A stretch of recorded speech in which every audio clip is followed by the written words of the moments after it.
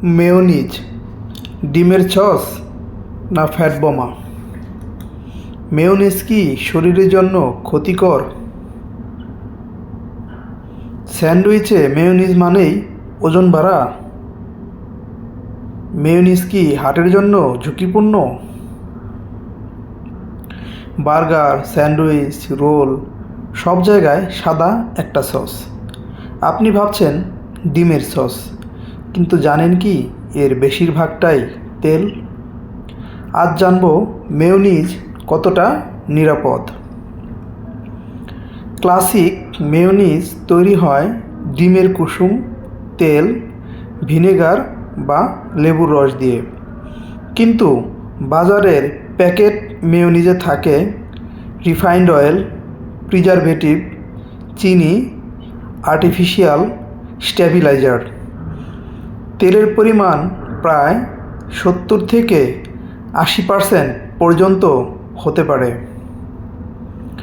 কেন একে ফ্যাট বোমা বলা হয়? 1 টেবিল চামচ মেয়োনিজে থাকতে পারে 90 থেকে 100 ক্যালোরি। প্রায় পুরোটা ফ্যাট থাকে।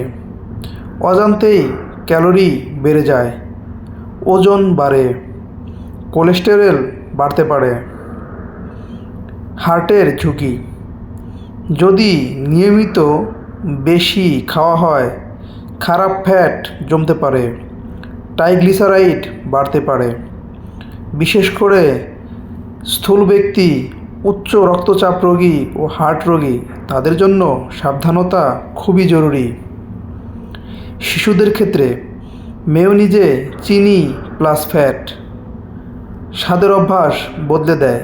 বাচ্চারা বেশি জাঙ্ক ফুড চাইতে পারে। তাহলে কি মেয়োনিজ একদমই খারাপ? না, মেয়োনিজ নিজে বিষ না, পরিমাণ কম হলে ঠিক। লো ফ্যাট ভার্সন বেছে নিন। ঘরে বানালে ভালো। সপ্তাহে 1 থেকে 2 বার সীমিত পরিমাণে খেতে পারেন। মেয়োনিজের ভালো বিকল্প কী হতে পারে? দই ভিত্তিক deep, hummus, olive oil plus লেবু, ঘরে বানানো হালকা মেয়োনিজ।